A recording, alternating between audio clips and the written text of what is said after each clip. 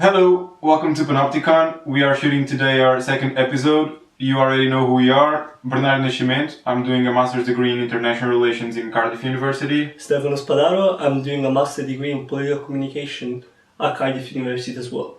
Yeah, so today's episode is going to be about Biden's chances in becoming a president against Trump, basically. We'll give you some brief information about who he is, what's happening there, and then just debate the rest of the issue. Also show you a video, we'll introduce it in a bit. So, Joe Biden, he's 77 years old. He just became the front runner after all of these electoral clashes that led up to the situation where we are at now. He was Obama's vice president for 2 terms.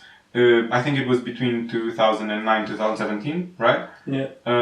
So yeah, that's who he is.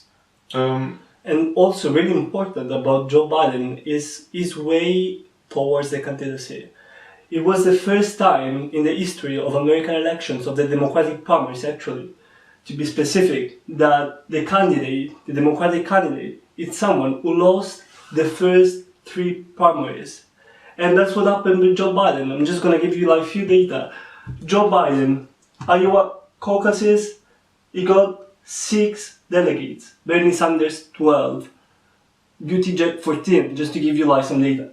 New Hampshire, 0 delegates. Nevada, 9 delegates. It was only starting from South Carolina that it started to have like some positive result with almost 40 delegates, 39. So this is really, really important as like at the beginning, for our further discussion. And also, as I just said, there has been some questions about Joe Biden's mental state, if he's fit for the presidency, if he's completely there.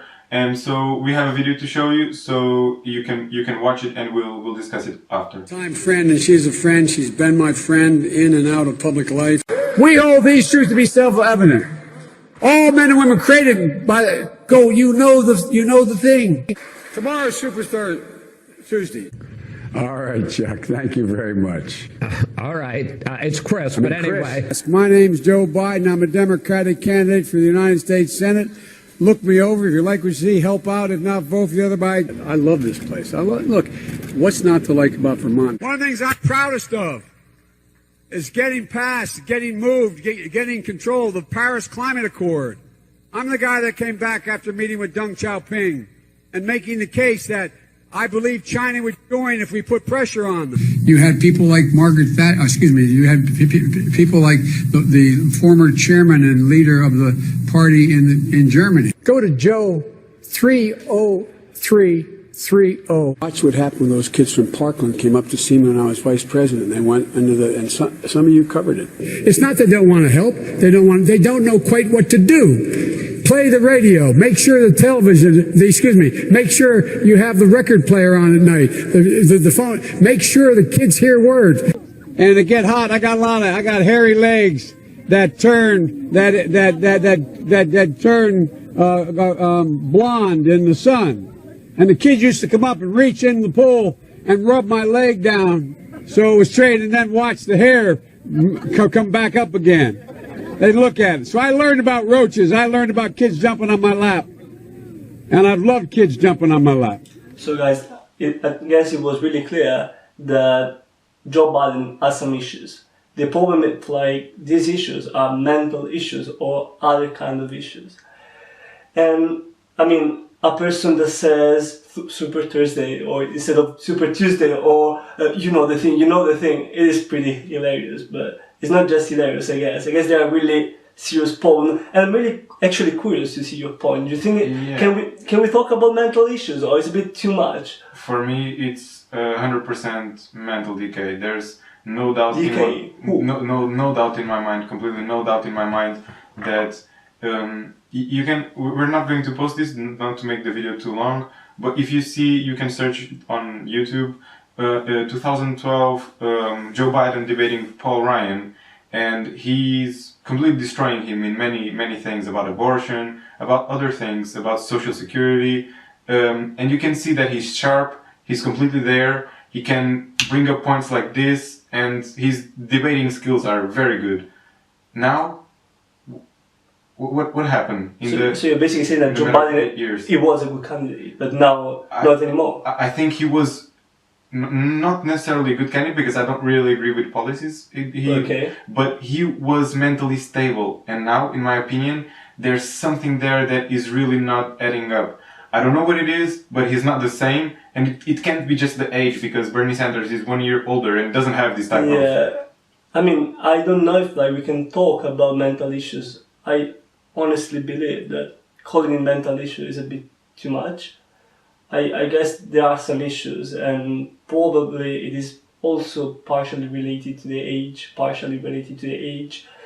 And yeah, there are some issues. I'm not going to say that they're not issues, but mental issues a bit too much. Mental issues implies that mental decay, you use the word decay, it's really strong word. Yeah, it's really mental decay.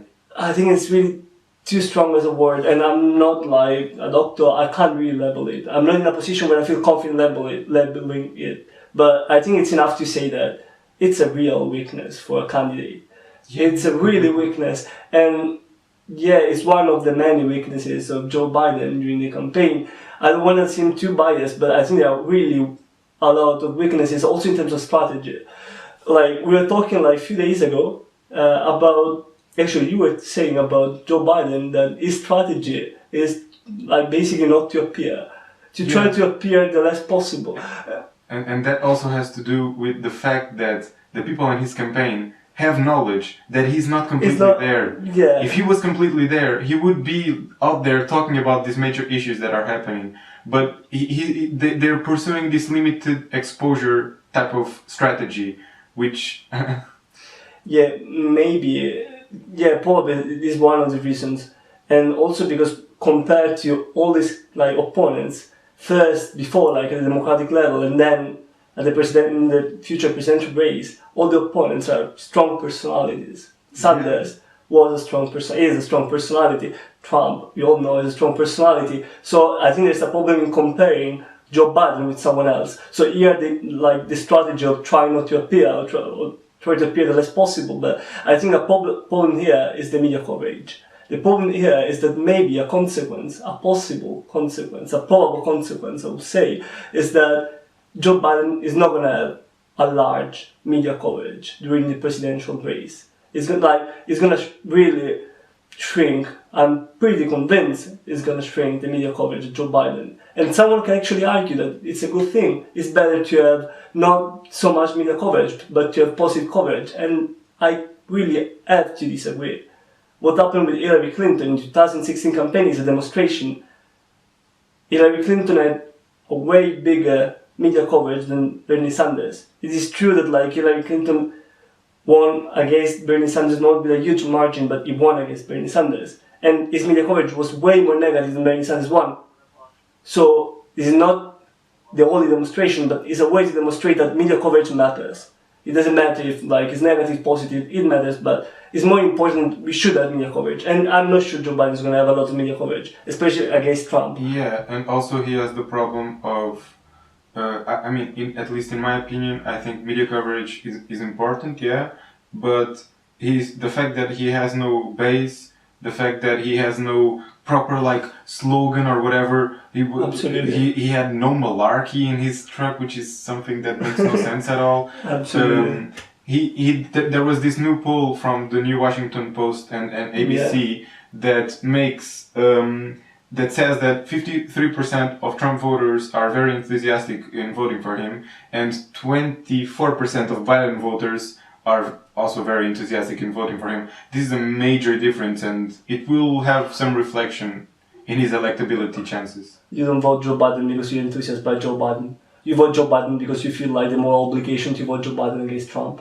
Yeah. Or against Sanders. You said that before, in another conversation we had, and that's really true. That's the issue. And I can't agree more on what you said before about the base. What's his base? And when I say base, I mean supporters. I mean enthusiasts. He doesn't have a base as Bernie Sanders. Not even Elizabeth Warren. Not even Pete Buttigieg. Is more moderate. But Pete Buttigieg had a base.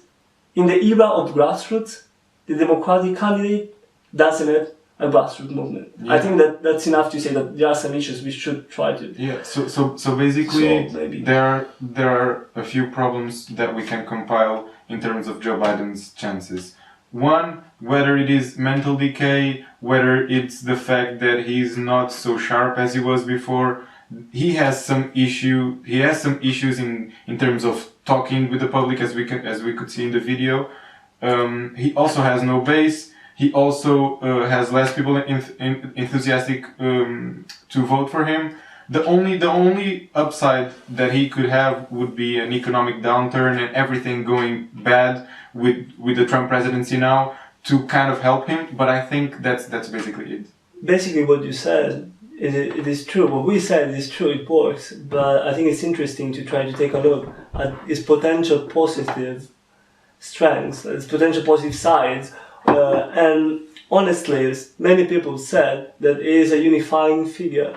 Is a unifying figure. Actually, I think it is a unifying figure only for the moderates. Yeah.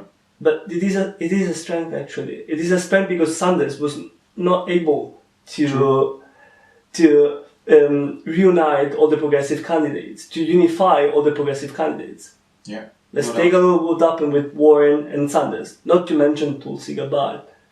So I think he's not a unifying figure because he's not in between the progressive pole and the moderate pole. He is the moderate pole. Yeah.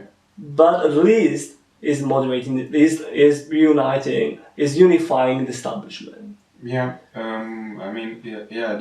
Also, even Donald Trump didn't do that in his election in the Republican Party. Yeah, he was true. completely sidecast in the beginning, then he started. So that is good. That is definitely good. Another thing would be that he's kind of a familiar face. People look at him, people see a face that they're used to see for 8 years. So that familiarity can come as a positive thing. But there are not many things that we can add up to this array of positive sides. But that's true. He's a non-figure, he's a non-person. So basically, the positive side of Joe Biden, the strength of Joe Biden is that he was vice president. He was a non-figure, Yeah.